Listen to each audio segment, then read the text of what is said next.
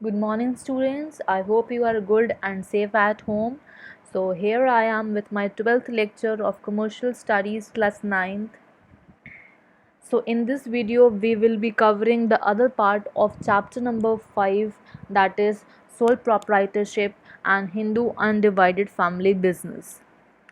Just in the previous video, we have discussed the definition of sole proprietorship, its features, and its merits. So in this video we will be covering the demerits of sole proprietorship and our new topic, that is Hindu undivided family business. So let's proceed to our topic number 1, that is demerits of sole proprietorship. Students, you must be aware that the word demerits means disadvantages, so don't get confused with this word. So let's come to the point number 1, that is limited capital resources. Students, as I've already told you that the meaning of sole proprietorship business is a business which is conducted by only one person, where the management, where the ownership, where the financial resources are arranged by one person only. So the first demerit comes with, that is limited capital resources. The financial, as it is carried by one person, so the financial resources are very limited because only one person has the responsibility to arrange the capital. So that one person may not be sufficient alone to arrange the capital for his business. So the financial sources are very much limited. He has limited funds, or the capital you can say, and his borrowing capacity is also very limited. Just as we compare the sole proprietorship with the partnership, partnership has more financial resources. Why partnership has more financial resources? Because partnership, as partnership, as you know, that it is composed of two or more person, while sole proprietorship has only one person. So obviously partnership has more scope for arranging the capital than the sole proprietorship. So I hope this point is clear to you. Come to the point number 2, that is limited managerial ability. The word managerial means management or to manage something. The another demerit of sole proprietorship is that it has limited management ability. Why? Because in sole proprietorship business it has only one person, and as we know that one person cannot be expert in each and every function. He may commit the errors, or sometimes his decisions may be unbalanced or wrong also, because it has one person only. There is no one to advise him, there is no one whom he can consult. So he may commit errors sometimes. So one person cannot be expert, and hence the sole proprietorship has limited managerial ability. So I hope so that this point is clear to you. Let's proceed to the point number 3. Point number 3 is unlimited liability. See, the sole proprietorship business has unlimited liability. Now, this term I have already told you in the previous video, and I have also told that this term is very much important. So, try to understand that this term. This unlimited liability, why the proprietor has unlimited liability? Because as you know, this business is managed by one person, and suppose if he has taken some loan from outsiders, and if he is not able to repay the loan back, and if he is not able to repay the loan, then his personal property, his savings, his jewelry will be attached in repaying the loan back. Means he will spend his savings to repaying the loan back. So that means he has unlimited liability. He has liability for the outsiders, and he will pay the amount anyhow by selling his personal property, or by selling his jewelry, or by giving his own savings which he has saved earlier in the past times. So he has unlimited liability. The proprietor is personally liable for all the losses. No one will help him. And if he is unable to pay its debts, then he will pay from his own savings. From his own savings can be in the form of property also, jewelries also, or cash also, or some valuable item also. So I hope so this point is clear to you. Now fourth point is uncertain life. Now sole proprietorship does not enjoy the continuity of existence. Why? Because sole proprietorship is dependent on one person, and if anything happens to that one person, that business will automatically comes to an end. So it depends on the existence of this one person only. If that one person is um, just alive, and if he's successful, that business will flourish. But suppose that one person dies, the sole proprietorship business also comes to an end. So it is dependent on the life of the proprietor, and business may come to an end due to the death of the proprietor. So it has uncertain life, means the life of that business is not certain, because it depends on the life of one person only, and due to the death of the proprietor, the business may come to an end. So I hope so this point is clear to you, students. Now the point number 5 says limited scope for expansion. Now sole proprietorship business has very limited scope for expansion. Why? We will connect this point to the point number 1, because he has very less amount of capital, and hence he has very limited scope for expansion also. Expansion means to make your business to grow double. For the growth of the business, growth for the growth of business, a person needs capital, but a sole proprietorship has very limited capital, and hence he or she cannot apply for the expansion of the business. He has to adjust with that limited capital only. So there is limited scope for the expansion and the growth in the sole proprietorship. So I hope so all the 5 points, all the 5 demerits of sole proprietorship are clear to you. So let's proceed to the other topics. So our next topic is suitability of sole proprietorship. Now where this sole proprietorship business is suitable, for which type of business? This sole proprietorship is suitable for where the market is local, where the market is very small, limited. And an example can be small scale retailers, small scale shops which you see in your locality selling the daily product items. Now second point is where the fashion changes very frequently. Now where sole proprietorship is suitable for such type of business where the fashion changes very easily and very quickly. For example, artistic jewelry, where such type of business where jewelry is being sold, where creative jewelry is being sold. The words mentioned in the brackets are the examples of such type of business, so don't get confused, students.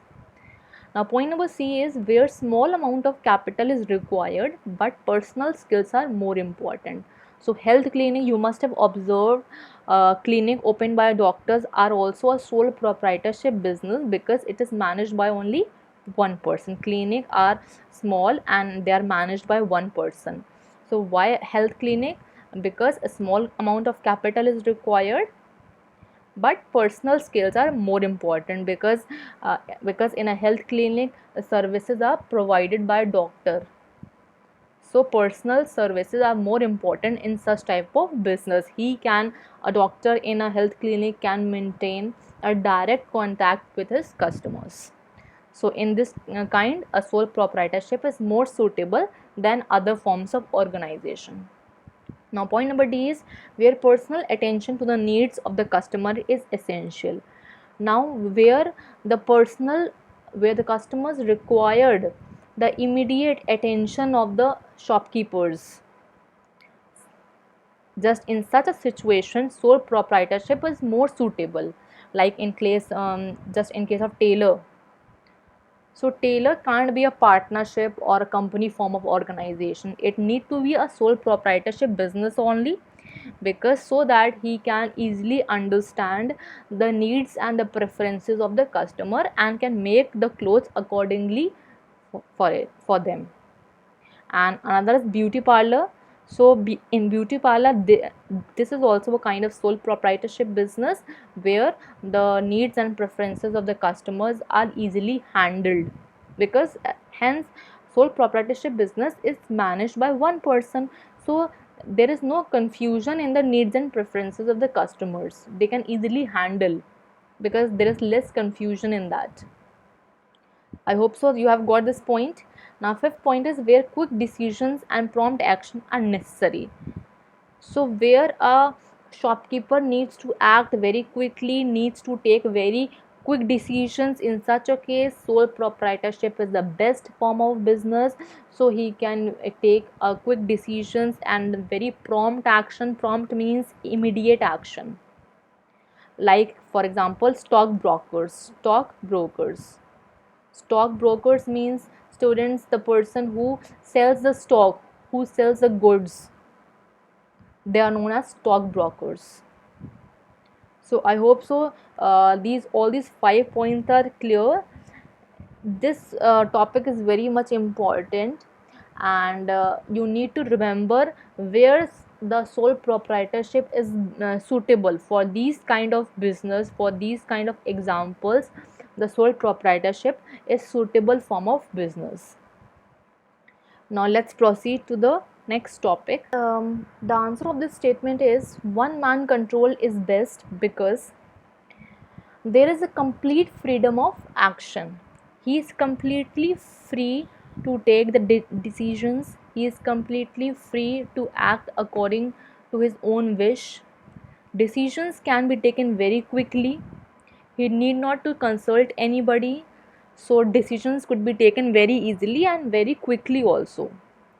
And there is complete secrecy of affairs. The accounts, how much he is earning the money, is completely secret, because no outsider would know about the management of the sole proprietorship business, because he alone manages all the things. Hence there is a complete secrecy of the management done by sole proprietor. Now this we have talked about the merits. Now demerits is because, as you know, that one person cannot be expert in all the matters. Sometimes he may face the difficulty of arranging the capital. Sometimes he may face the difficulty of managing the business, managerial ability, which we have discussed in the demerits also. So some difficulty he may face. Sometimes he may take hasty decisions also, fast decisions. He may commit errors also. So one person cannot be expert in all the matters, and his resources are also limited.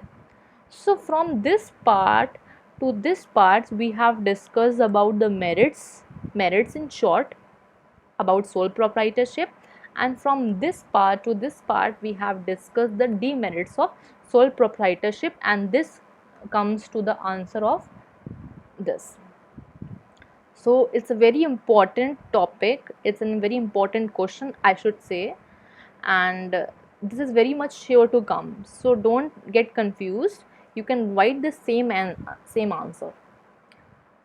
So I hope so you have got this topic. Let's proceed to our next topic, that is meaning of Hindu undivided family business. Now students, this is a very new topic.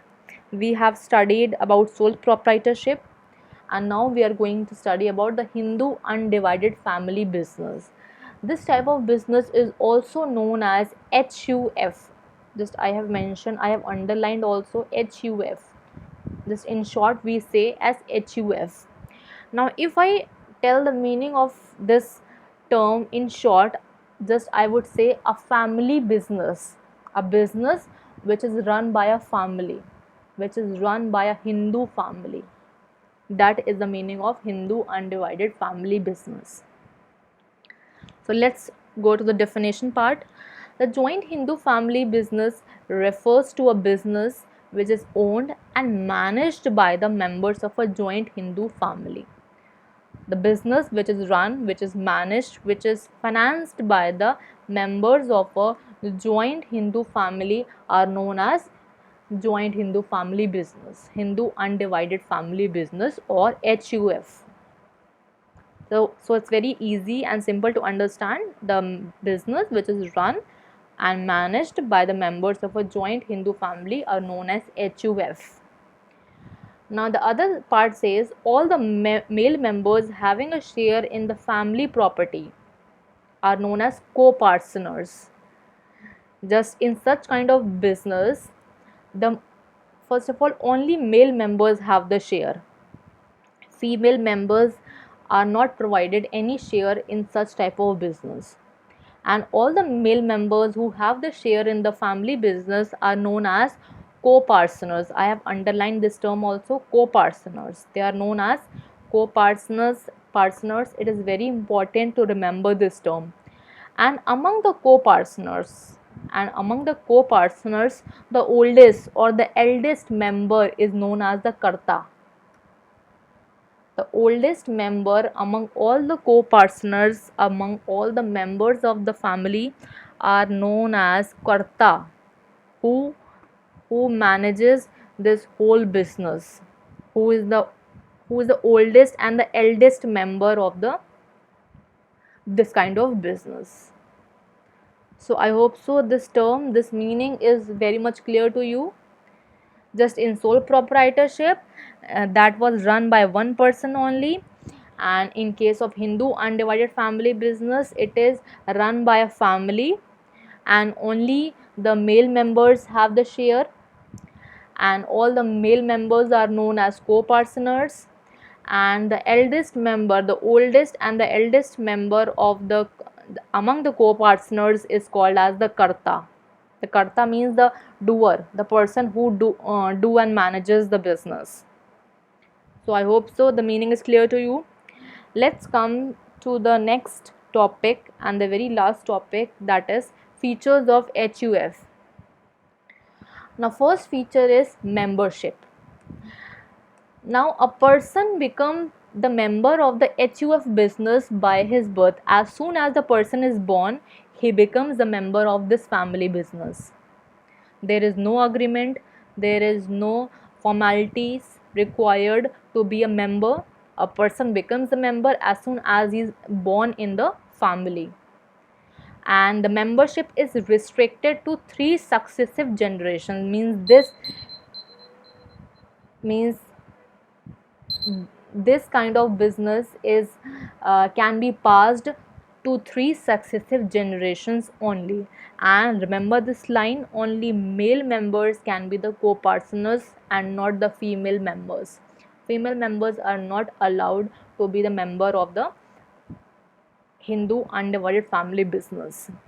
So I hope so you have got this point. Let's come to the point number B, management. Now who manages this kind of business? Karta manages this kind of business, HUF. The karta may take the help of just other members also, but the sole management lies in the hands of karta only. He will take the final decisions.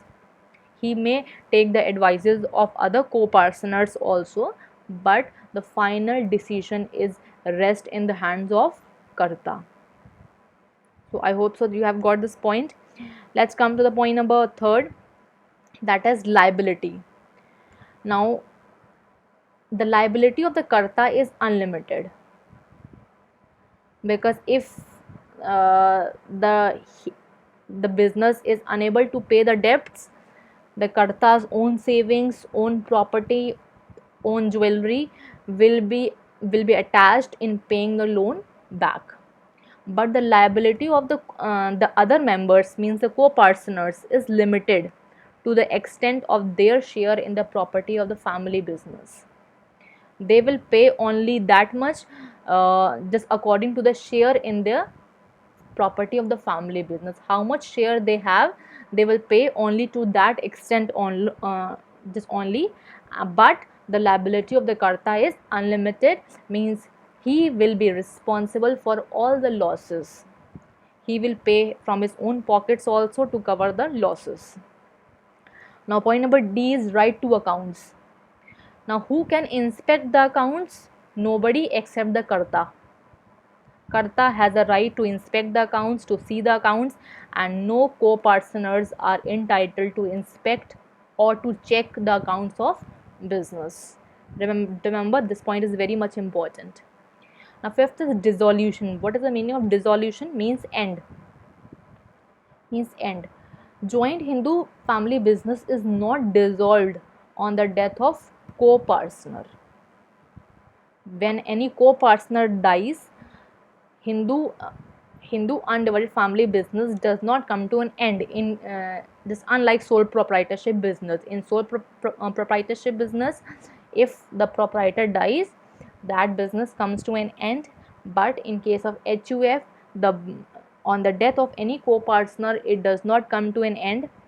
Just it comes to an end when all the members notify, just inform the government that they are not the members of the joint Hindu undivided family business. Then only the business will comes to an end. Then only the business will comes to an end, and it will, and if this does not happen, it will continue to go on. So I hope so you have got these all the 5 features, and we will be discussing the merits and demerits in our next video. And I hope so that you have got whatever I have taught to you, and keep on revising, students, because these are very fresh and the new topics, and we will be covering the remaining topics in our next video. Do like and subscribe my channel.